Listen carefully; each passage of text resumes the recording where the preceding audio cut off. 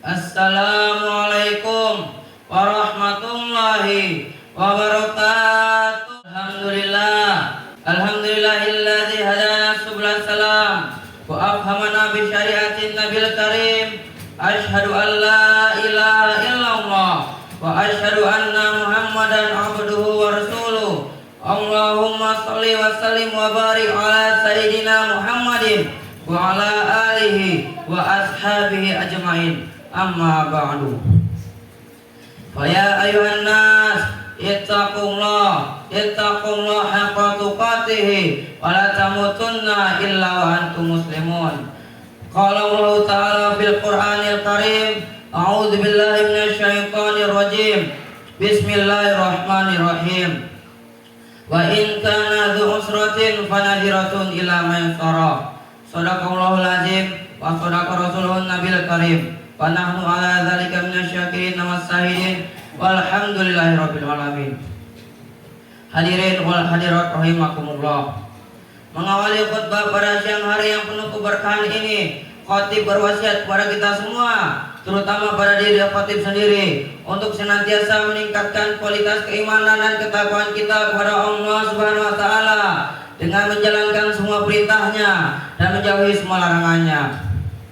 Salawat serta salam selalu kita curahkan kepada baginda Nabi Muhammad sallallahu alaihi wasallam.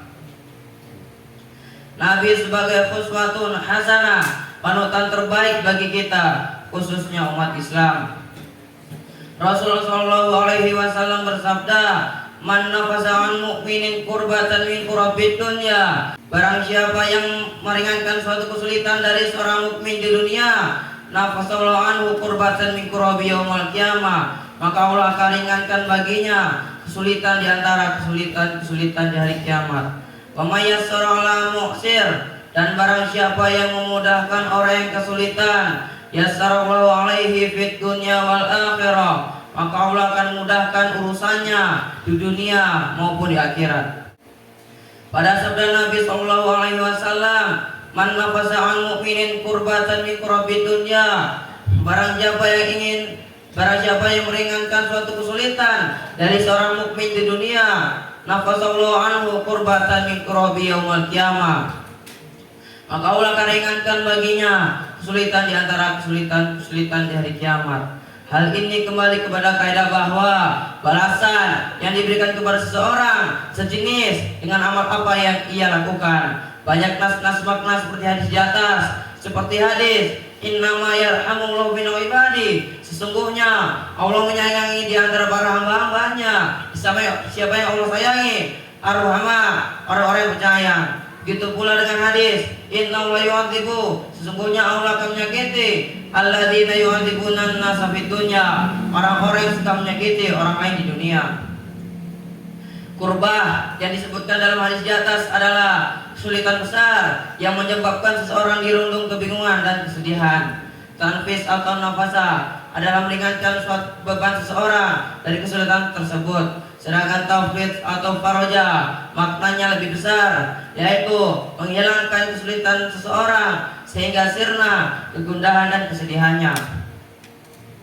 Imam Al-Baihaqi meriwayatkan hadis secara marfu bahwa suatu ketika ada seorang penghuni surga yang melihat ke arah penduduk neraka. Lalu salah seorang penghuni neraka berseru memanggilnya, "Wahai fulan, apakah engkau tidak mengenaliku?" Penghuni surga pun menjawab, "Tidak, aku tidak mengenalimu. Siapakah engkau?"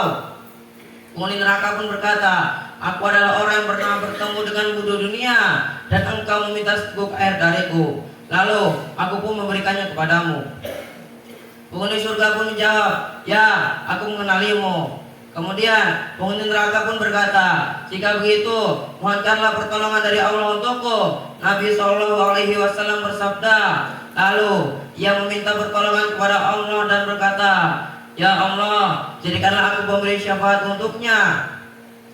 Maka diterimalah syafaatnya untuk penghuni neraka tersebut, sehingga diperintahkan kepada para malaikat untuk mengeluarkan orang tersebut dari neraka. Jika kita perhatikan pada kalimat dalam sabda Nabi SAW, kesulitan di antara kesulitan di hari kiamat, Mengapa Nabi mengatakan kesulitan di antara kesulitan-kesulitan di hari kiamat, bukan mengatakan kesulitan di antara kesulitan-kesulitan di dunia? Hal ini dikarenakan berbagai kesulitan di dunia tidak ada apa-apanya dibandingkan kesulitan yang akan kita hadapi di akhirat nanti. Sebagaimana dalam sabda Nabi SAW, ya'rafun nasu yaumal qiyamah, banyak orang yang bercucuran keringat di hari kiamat, hatta yashabu araquhum fil ard, hingga menetes di atas tanah setinggi 70 nazaran, 70 hasta, wa yuljimuhum, dan mengekang mereka, hatta yabalughu adhanahum, hingga mencapai kedua telinga mereka. Dalam Sahih Muslim dari Al-Miqdad Ibnu Al-Asad berkata, aku mendengar Rasul Shallallahu Alaihi Wasallam bersabda, pada hari kiamat matahari akan mendekat kepada para hamba sehingga jaraknya dari mereka sekitar 1 mil. Mereka akan bercucuran keringat sesuai dengan amal mereka. Di antara mereka ada yang keringatnya mencapai kedua mata kaki, ada yang mencapai kedua lutut, ada yang mencapai dada, dan ada pula yang mulutnya terkekang dengan keringatnya sendiri. Pada sabda Nabi Shallallahu Alaihi Wasallam, wa may yassara ala mu'sir, dan barang siapa yang memudahkan orang yang kesulitan, yassarallahu alaihi fid dunya wal akhirah, maka Allah akan memudahkan urusannya di dunia maupun di akhirat. Hal ini menunjukkan bahwa kesulitan akan terjadi di akhirat. Allah Subhanahu wa taala telah menegaskan tentang hari kiamat bahwa hari itu adalah hari yang sulit dan tidak mudah bagi orang-orang kafir. Kemudahan di hari itu hanya berlaku untuk selain orang kafir. Allah Subhanahu wa taala berfirman, "Lakana yauman 'alal kafirina sa'ira." Dan itu adalah hari-hari yang sulit dan tidak mudah bagi orang-orang kafir. Quran surah Al-Furqan ayat 26. Memudahkan orang yang kesulitan di dunia dalam segi harta ada 2 cara. Yang pertama, dengan memberikan waktu penundaan hingga mendapatkan kemudahan.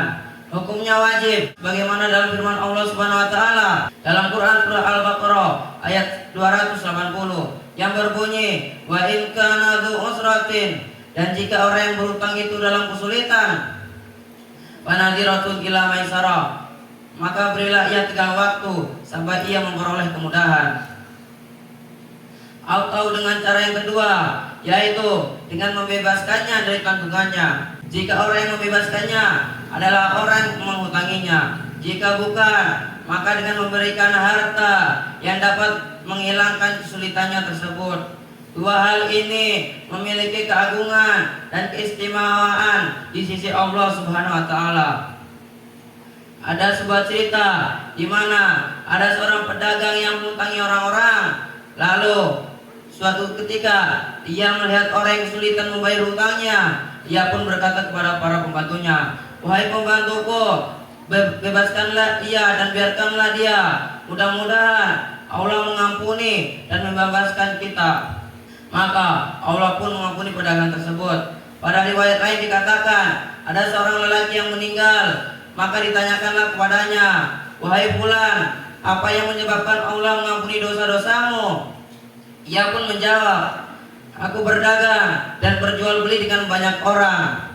Maka aku mempermudah orang yang kesulitan dan meringankan orang yang berkecukupan." Pasti di antara kita banyak yang ingin dihindarkan dari kesulitan. Pasti di antara kita banyak yang sudah berdoa namun belum dikabulkan oleh Allah Subhanahu wa taala.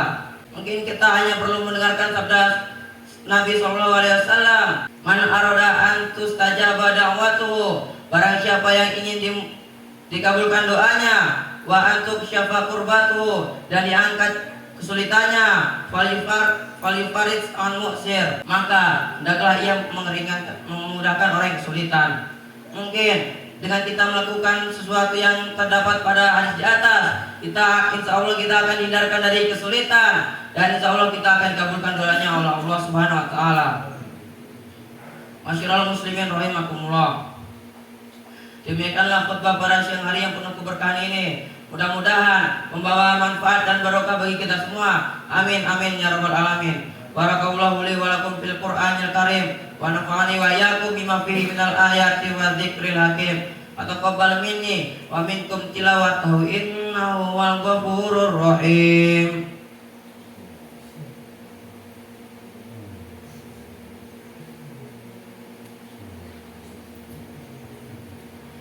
Alhamdulillahirabbil alamin. Ar-Rahmanir-Rahim. Maliki yaumiddin. Iyyaka na'budu wa iyyaka nasta'in. Ihdinas siratal mustaqim.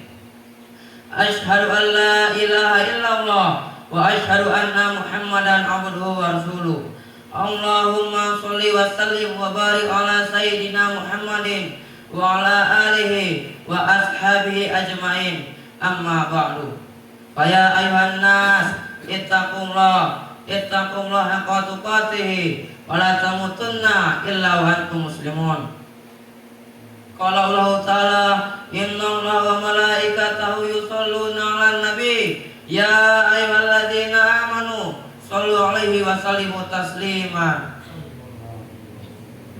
Allahumma sholli ala sayyidina Muhammad wa ala ali sayyidina Muhammad kama shallaita ala sayyidina Ibrahim wa ala ali sayyidina Ibrahim wa barik ala sayyidina Muhammad wa ala ali sayyidina Muhammad kama barakta ala sayyidina Ibrahim wa ala ali sayyidina Ibrahim fil alamin innaka Hamidum Majid. Allahumma ighfir lil muslimina wal muslimat wal mu'minina wal mu'minat al ahya'i minhum wal amwat innaka sami'un qaribun mujibud da'wati qadiyan hajat. Rabbana atina fid dunya hasanah wa fil akhirati hasanah wa qina adzabannar. Ibadallah, innallaha ya'murukum bil adli wal ihsan wa ita'i dzil qurba wa yanha 'anil fahsya'i wal munkar wal baghi ya'idukum la'allakum tadhakkarun. Fadhkurullahal 'azim wa la dzikrullahi akbar. Aqimus shalah.